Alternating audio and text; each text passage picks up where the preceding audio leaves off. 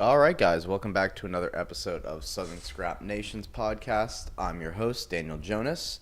Today we've got an episode of Sips or Scrap Chat with my boy, David Fitzgerald. What's happening? What's happening? You guys have heard him on the podcast before. Now you get to put a name to a face, and we're just going to go over the card today and kind of what happened this week in the UFC and MMA world, including what happened with Conor McGregor on Wednesday night. Was it Wednesday night? Yeah, it was Thursday night. Thursday night. It was on Thursday night. And how that affected the rest of the card is going to affect his career. And then we can talk about the winners, losers, and what is in tune for the rest of the divisions that competed that night. We had a couple contender-ish based fights, such as the Karolina Kowalkiewicz fight versus Felice Herring, and then obviously Rose versus Joanna, and then Khabib versus Al Iaquinta. Any thoughts on this week? All the craziness. Well, here's something I kind of wanted you to clear up for me with Tony Ferguson. So he tripped over some cables, is what they're saying, right? Tore some, shit off the bone. What was that video?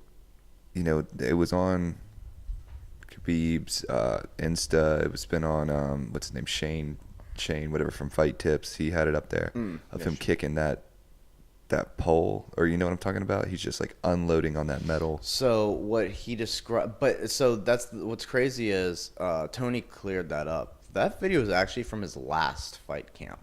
So when he fought Kevin Lee and he went and trained in Big Bear, I guess it was like a steel, just like a big ass steel pipe, and what it had was on the outside of it was like styrofoam, not styrofoam, but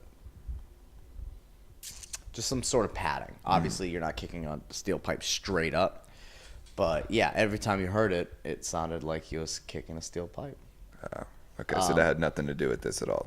No, because he tore his LCL, which is your lateral ligament. Well, I don't know. It was like the lateral part of your knee. So in order for him to tear it, it had to be like a freak accident, which it kind of was a freak accident.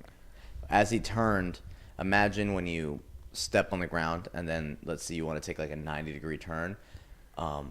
As your knee turns, your fucking feet don't. So his foot stayed in place, but his knees turned. So, and everyone that's ever been on set there they've all said, oh, but the floors are super sticky and that stuff could happen. But that's a freak accident. A freak accident. So, well, I've been so psyched to see that fight. I mean, yeah. 4 times scheduled and 4 times scrapped. I don't know if that's the MMA gods saying, listen, we don't want you to do this fight, and we're not going to let you do this fight, so whatever it takes. But then, I don't know, they tried their best. They got Max Holloway, which is that was a really good replacement. I would have been psyched with that one, too. Even after watching the match last night with Khabib, I think even that would have made a big, big difference. So, as much as we got Khabib to go in or as much as we got Max there on like 6 days notice, on the 5th day before the competition, as they were doing like the live weigh-ins in the morning, he weighed in at like 160 something, and then they had the New York State or the New York Commission deemed him unfit, unmedically clear to fight. Which, to be fair, Max Holloway wasn't really training, and for him to drop down to 155 in 6 days is very, very, very hard.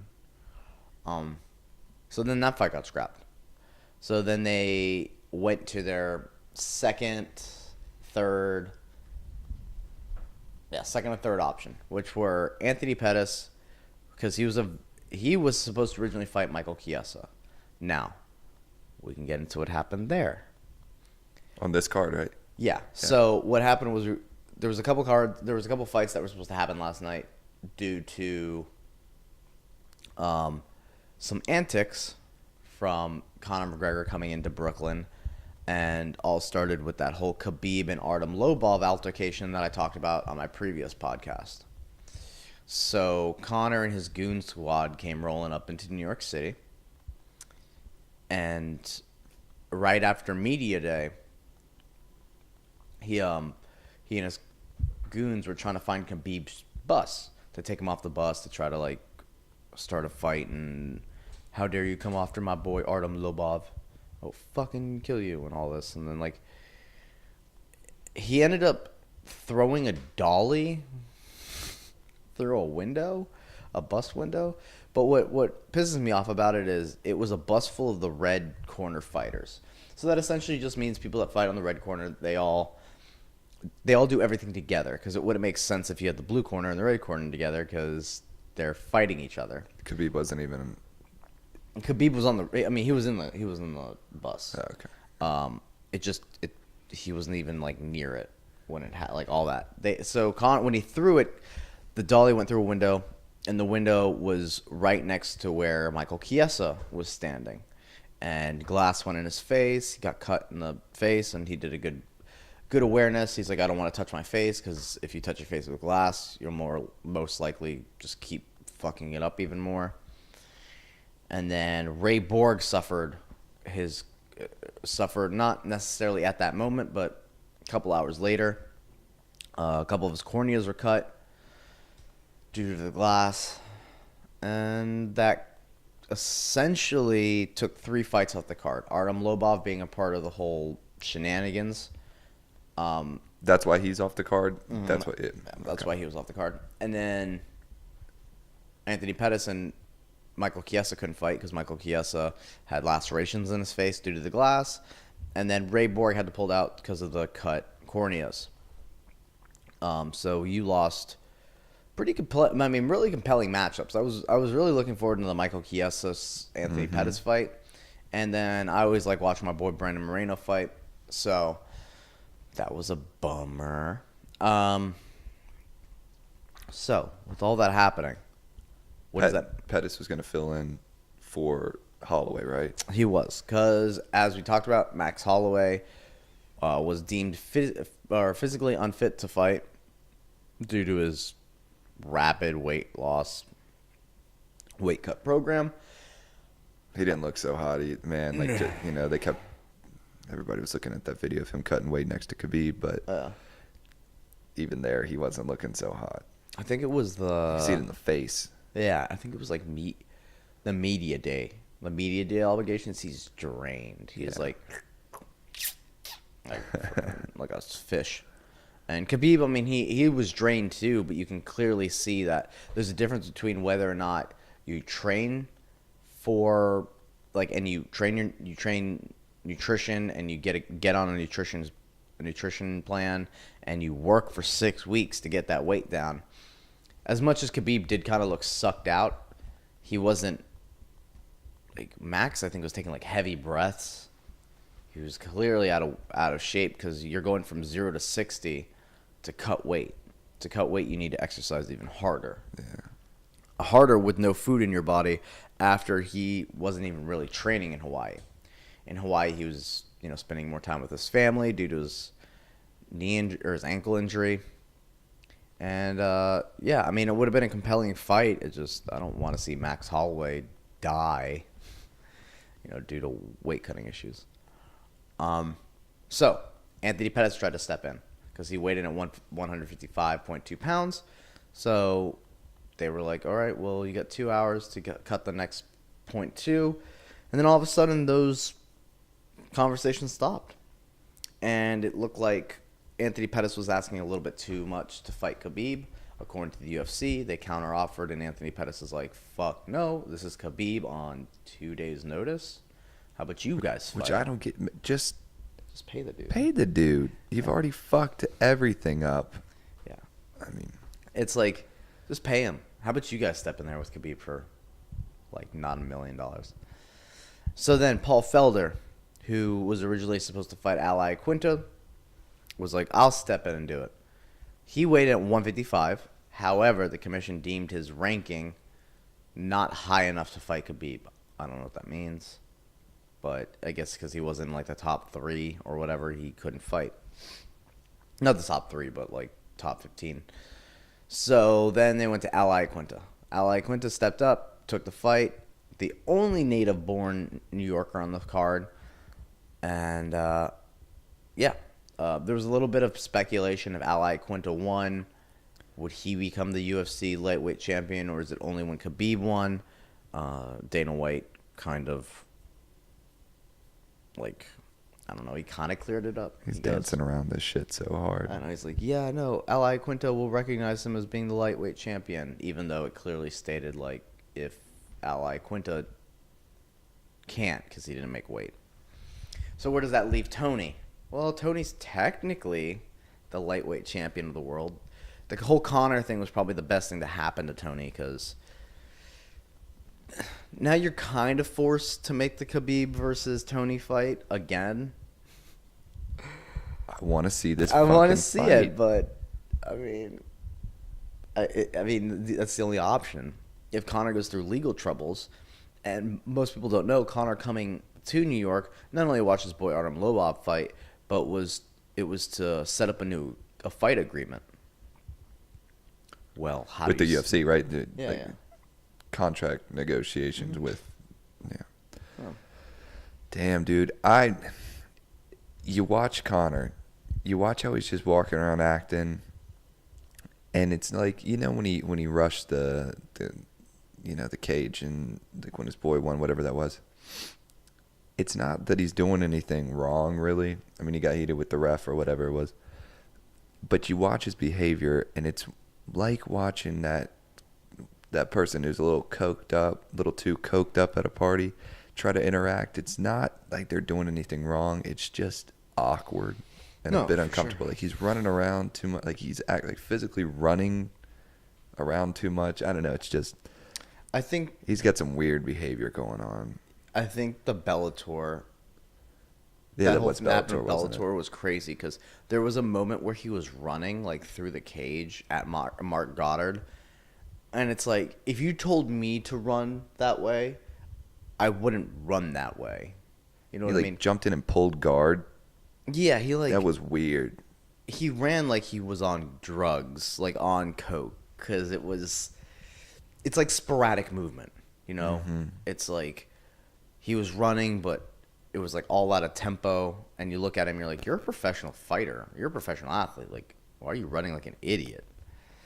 And I don't know, like he's gotten emotional before, but he's never picked up a dolly and thrown it through a bus window without the care that it might hit somebody else. You know what I mean? Like, it wasn't Khabib's bus. It didn't say Khabib time on the side of the bus. It wasn't like a Conor Rolls Royce that he rents where it's got his face and it says Notorious or whatever the case may be. It was the bus for the red corner fighters. So that means there were multiple people on the bus. So just doing that reckless behavior without the thought of what happens to the rest of the people on the bus is, I don't know. He's out there jonesing, dude. Yeah, that's a Jones kind of move. It is a Jones move. There was a funny meme that was like Jones crying, and they were like, Jones is the most talent-filled fighter that can't get out of his own way, and then it shows Conor McGregor with sunglasses on, like, laughing, goes, hold my 2 belts. Because, like, now, I mean, he got charged with multiple accounts of assault. They're going to sue the shit out of him. People know he has money. There's a couple security guards that suffered broken knuckles trying to stop them. Man, I mean, it's hard not to know what the future lies for him, but who gives a fuck at this point? I don't know. I would love to see him fight now. But even Khabib so getting into the fights last night, Khabib won, unanimous decision. I'll get into details about how it didn't impress me, but I mean, he called out GSP after he won. that makes more sense. I don't give a shit about Conor anymore. Yeah. The only thing I want to see is Nate Conor 3. Right. And the way I like that is it's almost like that's all that you can set up. Because he's kind of fucked himself in the whole lightweight division. And with Nate and Conor 3, I want to see Nate win that sumbitch. Yeah. I mean, well, we're Diaz Brothers fans. Yeah, I mean. But I think in that fight, I think what you could do with that is just give Conor that one more fight contract, the Nate versus Conor 3. Put it on a big pay-per-view. Have no implications on the line. You're just clearly watching an entertainment fight, right? You're just clearly watching the trilogy that everyone wanted to see. Maybe do it 155, but then on the rest of the card, like put like titles. You can even put the lightweight title on the line. Who gives a fuck? Like, I think Conor's definitely in it just for the money. So there's no legacy here. If there's legacy, he would have defended his title. But I don't know. I guess it's a good way to avoid fighting Khabib. I just, from what I saw from Khabib, it was just like, yeah. Yeah. I mean, but Al showed up. Yeah. I mean, Al is, people didn't realize it because Al doesn't fight as often. He's had his own legal troubles with the UFC. We'll go ahead and start breaking down the card, what happened. But it went 5 rounds. Khabib won unanimous decision. He was doing work in the beginning, obviously. His storming pressure game is very hard to take care of or deal with. That's where I was like hoping Max could use his lateral footwork to get the fuck out of the way. But with Al Iaquinta, he was doing good. I mean, he was staying kind of out of range. He stuffed a bunch of Khabib's takedowns, but Khabib did obviously land some takedowns, got him to the ground, racked up points. But he looked winded. Yeah, I mean, Khabib looked. The cardio wasn't there. And like I was saying on my last podcast, breaking it down, his dad had the plan. They only expected Tony to be able to last 9 to 10 minutes. And if it went longer than that, they would start doing reckless things to start trying to control the clinch game and try to get him down. Well, Al Iaquinta lasted way more than 10 minutes. And it was for a guy that, to be fair, Khabib was scheduled to fight 5 different people this week. He would have had an easier time with Paul Felder and Anthony Pettis especially. But Al Iaquinta is a guy that hasn't fought in a minute. And so to get a lot of his... Like, to study him in a quick amount of time is very hard. Because he's on a 5-fight win streak, beating some of the best in the division. Diego Sanchez, Jorge Masvidal. Who else did I just see? Joe Lozon.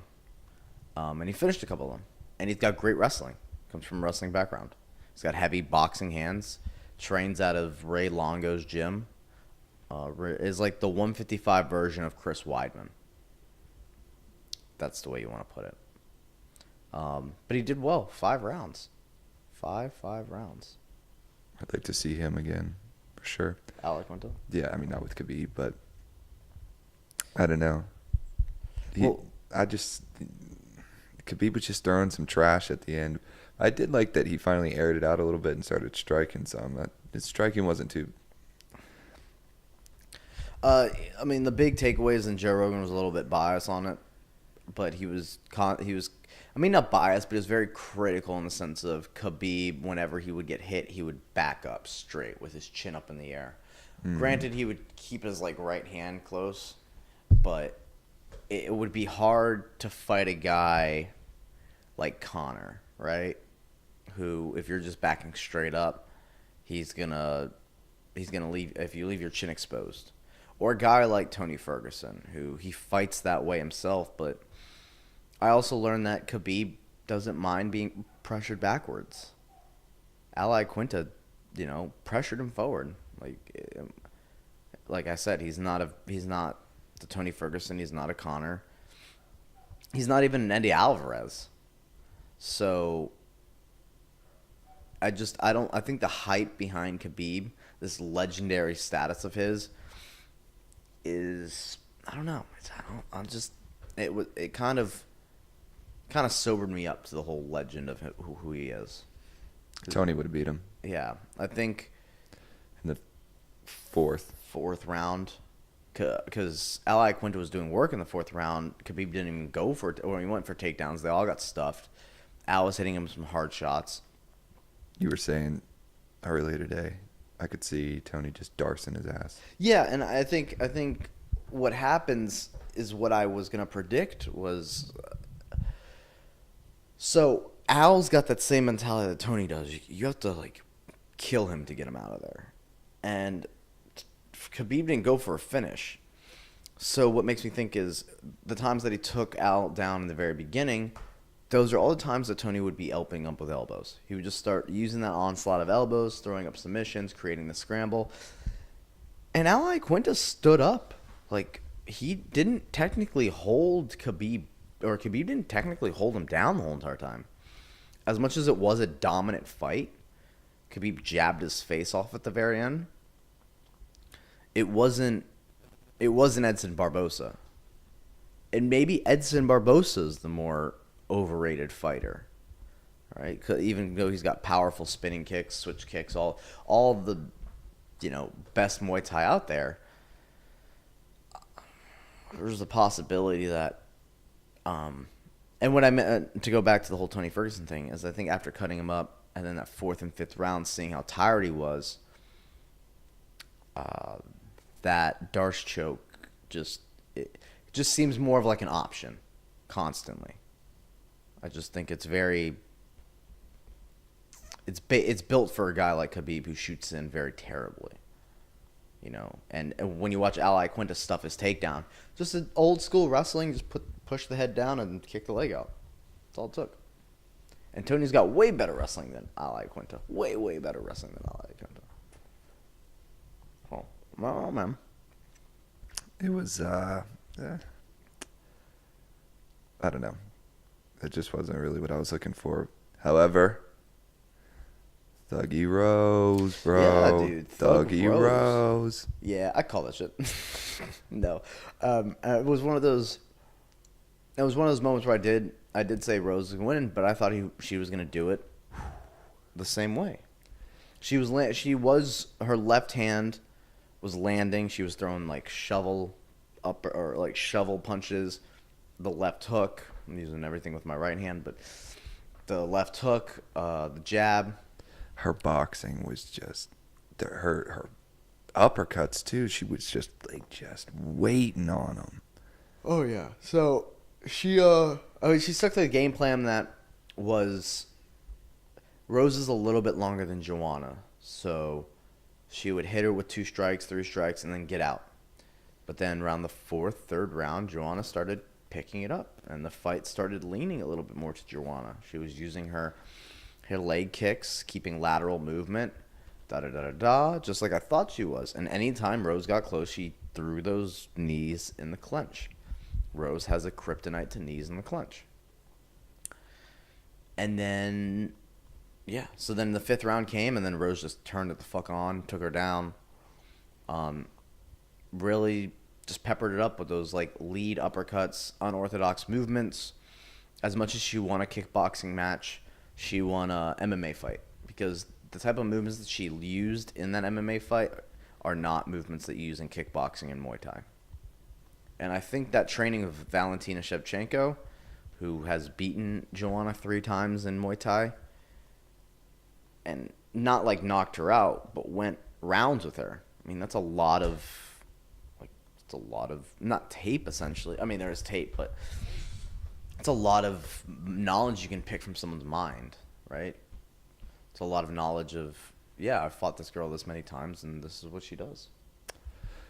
It's got to feel good to hit Joanna in the face.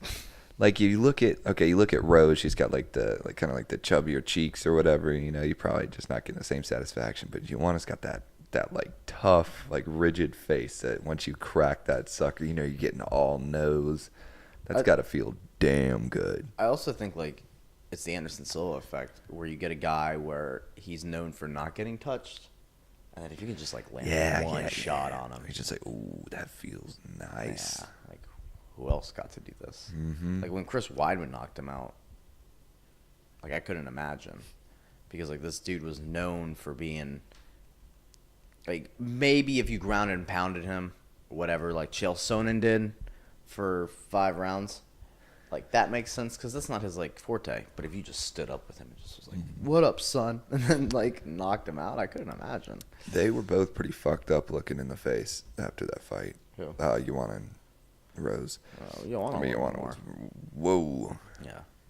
She was still bleeding in the damn post-fight conference. I just think Rose hits really hard for that division. I think she hits real. She hit this switch uppercut to left hook, and it was beautiful. She like was in southpaw stance as she shot like a Jet Li kind of uppercut. She switched her feet back and then came around with a left hook. And that left hook, that left hand was just doing works. But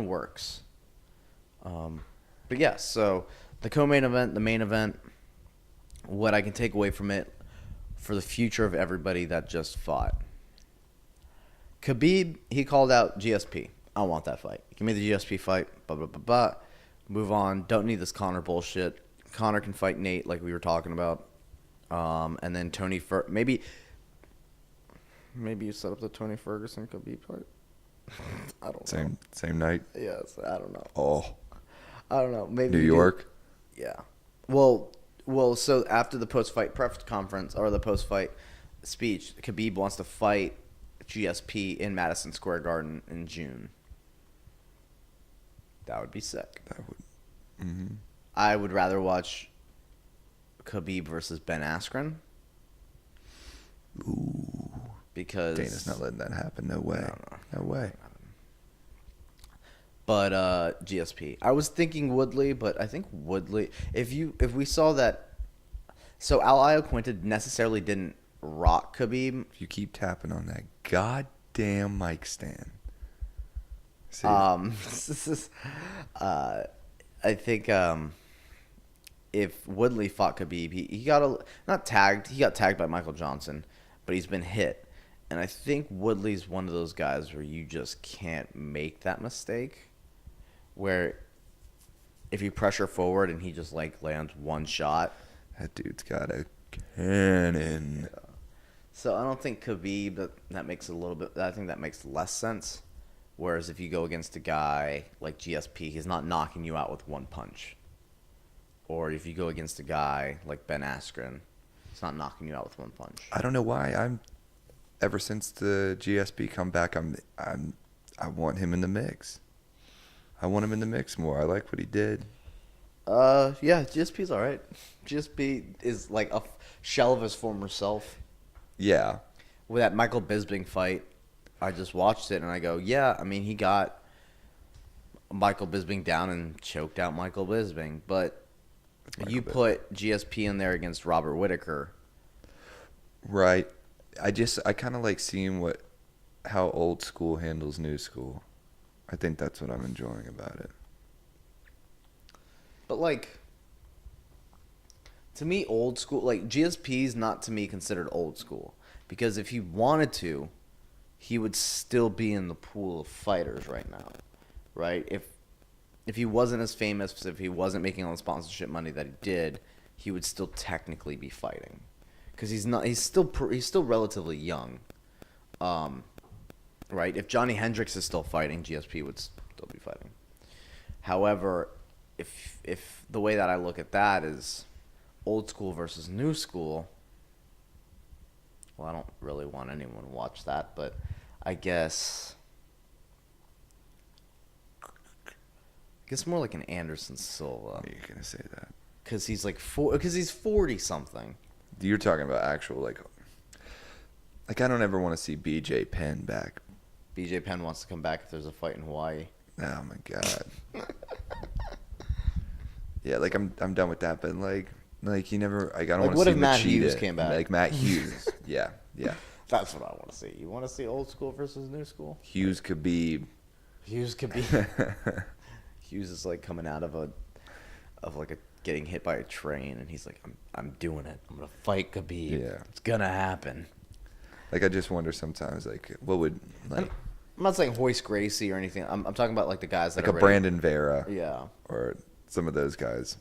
Those guys that were like not necessarily Pride guys, but like a Chuck Liddell. That's old school to me. Shogun. Shogun's sure. fighting. Is he? He's fighting. Not UFC. Yeah, no. He's fighting Volkan Ozdemir. Really? He's got the longest win streak in the light heavyweight division right now. Shogun? Yeah. Shogun, who else? Dude, I do enjoy some Shogun. He's fighting on the Chile card. So they're coming out soon. Cool. Yeah. Shogun's just putting that fucking work. And that dad bod. Just never, it was like strength and conditioning. Nah. I don't need that. John Jones is like, you need everything. You need all the help you can get. I'm a monster. I just watched a little bit of John Jones's like debut fight from the other year. Yeah. He was just lateral dropping this guy. Yeah. Just, I remember watching that. But who else was on that card? I don't know, but it was he came in on a couple days notice, or not a couple days notice. It was like short. He threw like an illegal elbow, right? Wasn't that it? No, that was the Matt Hamill fight. No, this one yeah, it was just like a last minute replacement, and then he just lateral dropped dudes. He tried to do the spinning elbow thing. He did a lot of those, but not the. You're thinking about the Matt Hamill where he gets on top and starts fighting. Yeah. I just remember watching his debut and being like, this guy's got something. Yeah, there's certain people that you can watch their debut and go, oh shit. Diaz. Nate. Yeah, Nate. After the Ultimate Fighter. Yeah. And then we had Karolina Kowalkiewicz versus Felice Herring. Karolina edged it out, so good on me for picking that one. But yeah, it was just a close fight. Felice Herring was being on that 4-fight win streak on this resurgence. I mean, I wasn't counting her out. I just think Karolina's just a way better technical kickboxer. And she's working on her wrestling. Like, she's working on her deficiencies. Who else? Zabit Magomed Shapirov beat Shane Bochniak, and that was the fight of the night. I guess they went back and forth. Yeah, I mean the striking totals showed the difference. Zabit landed 100 and something strikes compared to Shane's like 50 something. Let's see. Any other big? I liked one of the prelims, light heavyweight prelim. Like Rodriguez, Devin Clark. Yep. Yeah, Devin Clark. That looked pretty good. Dude needed to find his range, but they looked pretty solid. Oh, Renato Moicano beat Calvin Kattar, which upsets me because I thought Calvin Kattar was going to go in there and just light this dude up.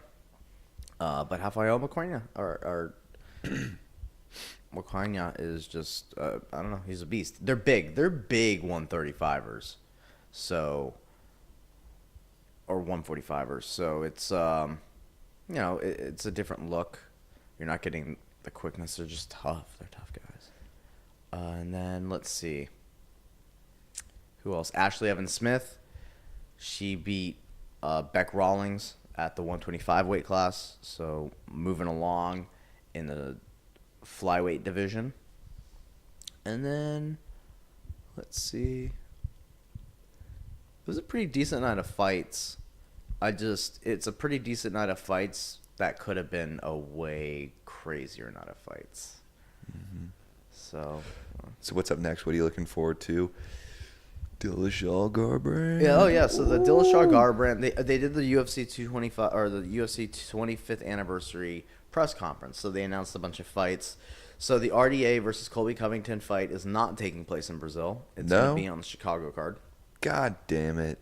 Yep. But it's still for the interim welterweight championship. Cody Garbrandt and TJ Dillashaw 2. I announced that the other day. So the card it's going to be on is UFC 229. It's further. It's going to be after the Stipe ADC card. And then we have Kamaru Usman versus Ponzinibbio in Chile.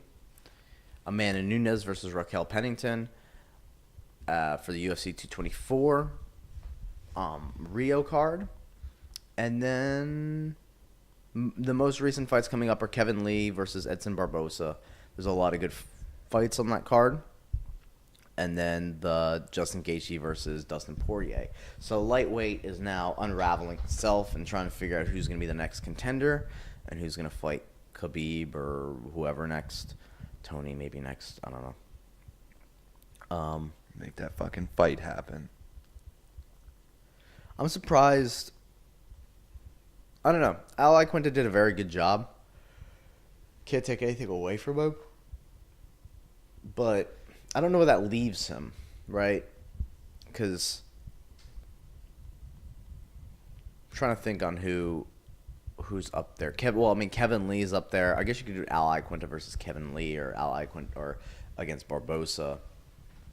But it was such a fucking crazy week in fighting that I don't know. I don't know what's happening in the division. All I know is we get Max Holloway versus Brian Ortega now. We don't have to worry about that. Ooh. We don't have to worry about that. And then other cards that were announced. Let's see.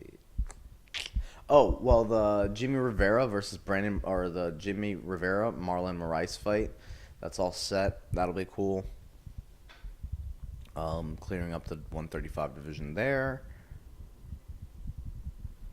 Yeah, I mean, there's Cowboy versus Leon Edwards. That was the other one that was announced that I didn't even think was going to happen. But I guess Cowboy took a fight with Leon Edwards at welterweight.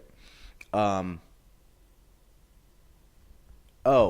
what got overshadowed this weekend is on the Chicago card, CM Punk will be making his return to the Octagon against Michael Jackson, who Michael Jackson fought Mickey Gall and lost to Mickey Gall, and that fight led into the Mickey Gall CM Punk fight.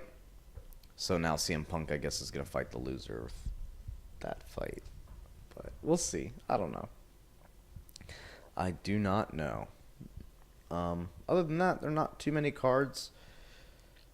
Not too many title fights coming out the way. Yeah, a lot of them just got done. A lot of title fights just got done. So now. But I love the Khabib pros fight interview.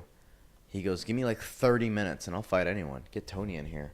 Fight Conor. Give me like 30 minutes. I'll be good. I got to talk to my dad, but yeah, figure this out. Like, what the fuck? You just went 25 minutes. You got punched in the face like multiple times. God. Just an animal. What else? Boxing. Got some. Well, I mean, there's not really anything going on right now, but there's everything going on. Boxing, I think, heard one last night. Heard one, yeah. One last night. And then the Chalo brothers, or one of the Chalo guys, is talking shit to him. Like, he got hit a lot, couldn't get hit by me. Mm-hmm. Or is not going to be able to get hit by me. Boxing, though. Yeah, Gennady Golovkin still plans on fighting May 5th, regardless of Canelo pulling out due to WADA drug testing. And I've been into that, but yeah, I don't know. It's just sad. If you look at the last UFC card, it was supposed to be Max Holloway versus Brian Ortega, or Max Holloway versus Frankie Edgar. Max Holloway pulled out. We were supposed to get Valentina Shevchenko versus Amanda Nunes too. They pulled out, so they made the Robert Whittaker, Yoel Romero fight for the title. And then we were supposed to get Rockhold versus Romero, or Rockhold versus Whittaker. Whittaker got injured, and so then we got Yoel Romero versus Luke Rockhold. There's an injury bug going around, and it's just fucking things up. It's an interesting time. Yeah. Definitely is. Looks like this Wilder Joshua thing's gonna be happening. Nope. No? Wilder is probably gonna fight someone else before he fights. Are you Joshua. shitting me? It's in his contract. He's probably fighting somebody else. I am so sick of these scrubs coming through. I mean, Ortiz. I would love to watch the Deontay Wilder versus Anthony Joshua fight. It's just time for it. Let's go. I don't know why they're like. I forget who they're thinking about him fighting, but it's less of a competition than the Luis Ortiz fight. So I don't get it. I just don't. But Anthony Joshua, yeah, he doesn't really have anyone besides Deontay Wilder to fight at this point. No. I can't I think of guess he anyone. could. No, that doesn't make any sense. Let's just make it happen. Yeah. I mean, I guess he could wait for Tyson Fury to come back. Wait for that. I mean, it's probably not going to happen either. how long has this talk been going on? Too long. Too long, right? Yeah. It's like over a year now, easily. Let's get it. I'm sick of waiting. I mean, we got Loma coming up. Yeah, That one. Yeah, Lomachenko versus Linares. So for those that don't know who Linares is, Google him. He's Venezuelan. He's in a higher weight class than Lomachenko. However, he's got fast fucking hands. I don't particularly know if that's going to be... I mean, Lomachenko beat arguably the fastest puncher in the UFC or in boxing. He beat Gary Johnson. Gary Johnson. Is it Gary Johnson? I can't remember, but yeah. So anyway, he beat essentially the fastest puncher in, I guess, his weight class. So going up in weight to me doesn't really, that whole speed thing doesn't bother me, especially because with Lomachenko it's about footwork rather than hand speed. Mm-hmm. Unless your footwork is up to his par, it's gonna be very hard to get your hands to land. Speaking of footwork, Josh Kelly looked nice. Looked real nice. He's gonna keep it rolling, I think. Yeah, he's got it. He's a young cat. I mean, he's emulating all the right styles, right?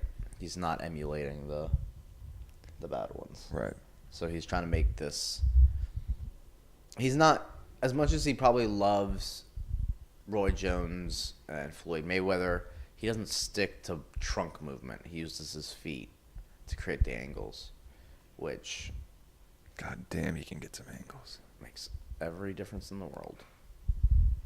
Makes every difference in the world. So, let's see. Who else on the card? Anything big? No, nothing really big. It was eventful during the week, but it just wasn't an eventful card. And that's... Olivier Aubin Mercier TKO'd Evan Dunham. So I was wrong on that one. Thought he was going to use his veteran experience along with the Joe Lozon fight. Nope, both those guys got tooled up by the younger guys. So, never mind. Yeah, I thought Joe Lozon was going to submit Chris Goossemacher because his last two losses were by submission, but nope. I guess he took advantage, and he just beat the shit out of him. But other than that, I've got really nothing else about this card. When's the next episode? Next episode will be Slips? Wednesday. Yeah, I'll do Slips and Slips. I'm pretty sure the fight this weekend coming up. I'm pretty sure it's the Edson Barbosa Kevin Lee fight. Let's see.